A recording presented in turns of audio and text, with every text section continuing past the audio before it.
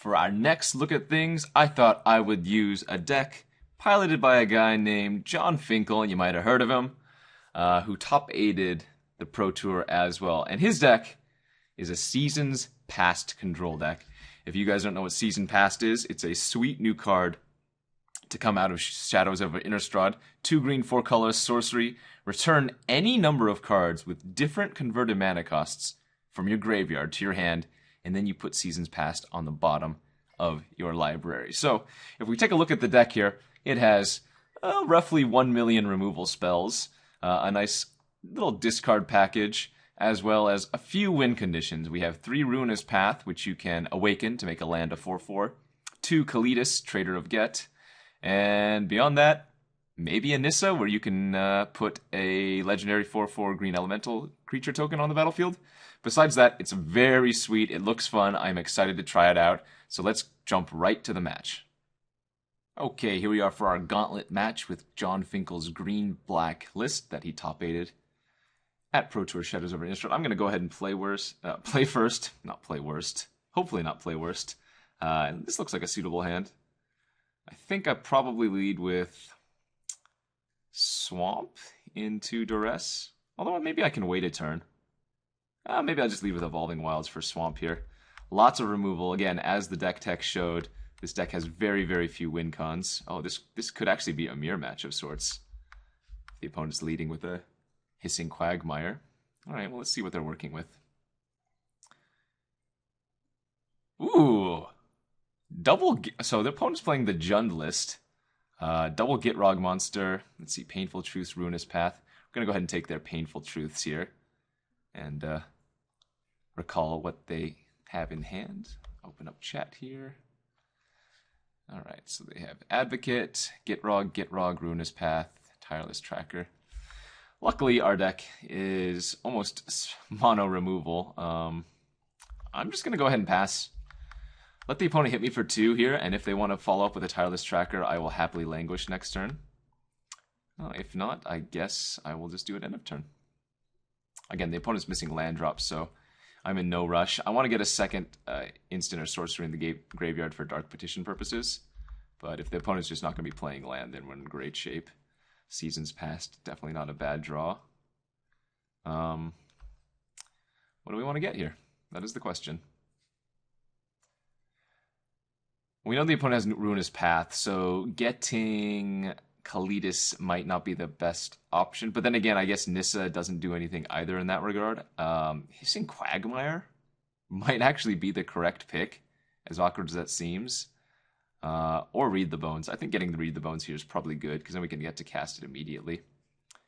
And we'll bottom the Grasp and take another Read. Alright, and this is a good reward. Next turn we can cast Read the Bones into Nissa, should we choose. Opponent's still missing land drops, unfortunately for them. I assume I'm going to hit a land here, so I'm going to go ahead and Read the Bones, hopefully into Nissa. Bottoming Ultimate Price. A second Nissa is probably worth it, honestly. And nice, we got there. We're going to be able to transform Nissa immediately, should it not die this turn. Rather, we'll be able to transform it next turn, should it not die this turn, which it did, but that's fine. Get our Forest. Again, we still have Seasons Past. Currently we have Land, Duress, Grasp of Darkness, Dark Petition, Read the Bones. Like, we have a ton of good hits. But I think I'd rather just transform this Planeswalker while we have a chance. Assuming the opponent doesn't have any more removal. Alright, let's thin out our deck. Transform Nissa. And I think we're just going to go with Ashaya here. If the opponent had a removal spell, they would have used it on Nissa in response, I feel like. And, okay, that'll be the game. Opponent very, very clearly got stuck on lands, but we had a very nice draw of our own. Let's see what the sideboard brings for us. So if the opponent's playing a bunch of removal and good Jund creatures, I probably want to bring in Ultimate Price. This kills Tireless Tracker, this kills Sylvan Advocate. Pretty sure Orbs of Warding is not a real thing. Infinite Obliteration, I might actually just bring in to get rid of like the Gitrog monster or Tireless Tracker. Tireless Tracker is just a huge problem, and being able to get rid of all the other copies seems pretty decent. Deadweight certainly coming out here, although it is a target for Seasons Past, which is not bad, but it just doesn't kill anything. Like, even Tireless Tracker, it's probably not going to kill because one Sacrifice of a Clue just gets rid of it. Could definitely bring in another Kalitas. And I think we probably take out 2 Languishes here. Now, again, I'm not sure on the full list that the opponent's running, but Gitrog Monster already gets rid of around Languish, and Sylvan Advocate gets around Languish should the opponent already have 6 lands.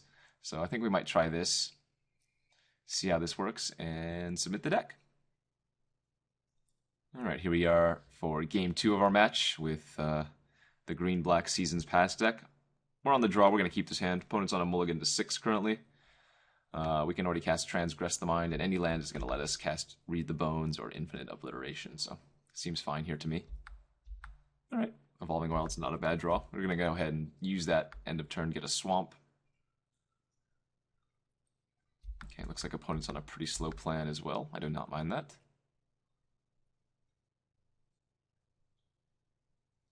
I might use Infinite Obliteration on the Tireless Tracker. Turn 3. This is Renewal. It's a funny one. I think that's a 1-of in the deck. Alright, what do you got in here? Arlen. So, Swamp, Foreboding Ruins, Fire Impulse, Ultimate Price. Okay, so that's good. Next turn, I'm just going to Infinite Obliteration away the Tireless Trackers.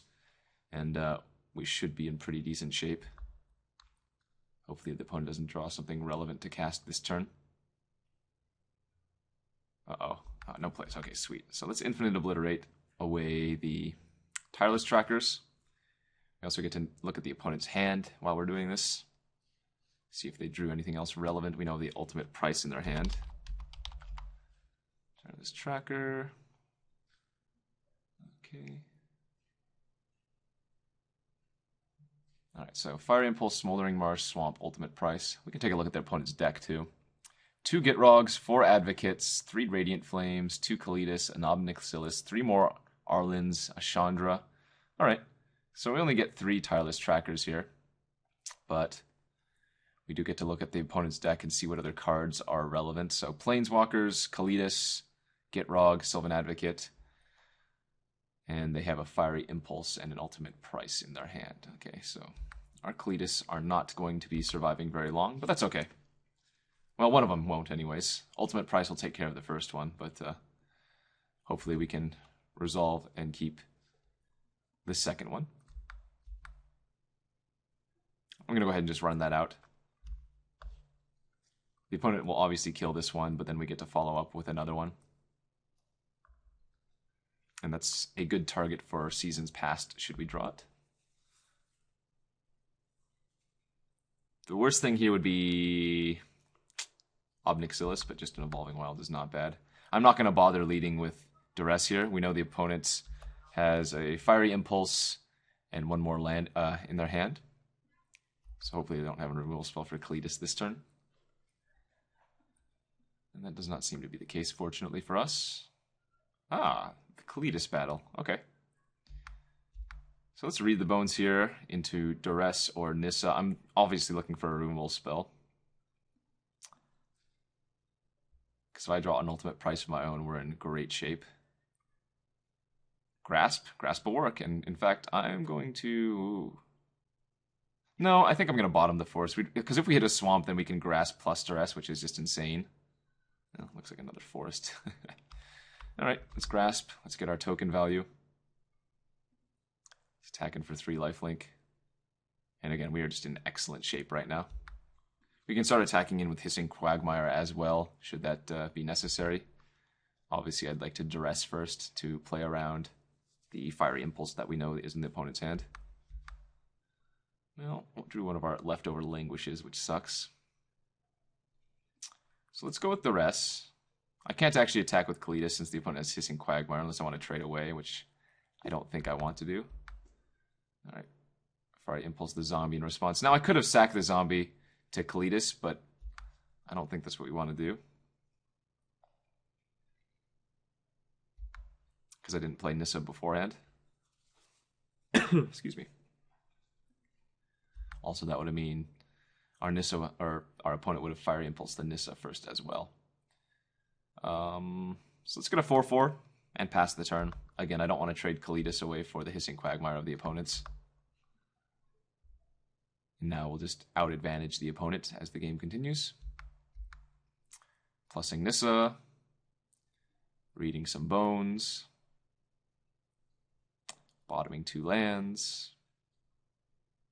Well, I guess I don't really want to use the Evolving Wilds if I just bottom 2 lands. Let's activate our land. And just attacking with both here. Nothing from the opponent. Seems fine to me. If he draws another land, he can play the Hissing, or rather activate double Hissing Quagmire and kill Nissa, but I'm not too worried about that. Ooh, Arlen. Okay. So opponent is going to make maybe one of these Hissing Quagmires a 4/4. Oh, never mind. Just flipping. It's a pretty good draw. They can activate one of their Hissings, but I think we just plus Nissa here, see what we hit. And then we can... oh, we hit another Hissing Quagmire, nice. And then we can Ruinous Path the Arlen and Bastion for 1,000,000.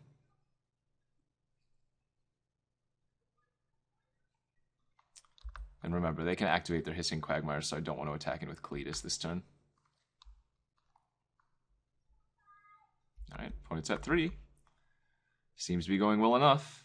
I mean, I thought this deck didn't have many win conditions, but the win conditions that it does have are pretty solid. Obviously, Nissa is just card advantage and a 4/4 when necessary. Kalidas is multiple creatures a lot of the time. So, hey, looks like the Green-Black Seasons Past deck is pretty fun to play. Pretty good against other non-control-y decks, I would say. And, you know, something that I'm really looking forward to play. So, here's a look at the Green-Black list played by Jon Finkel at Pro Tour Shadows over Innistrad.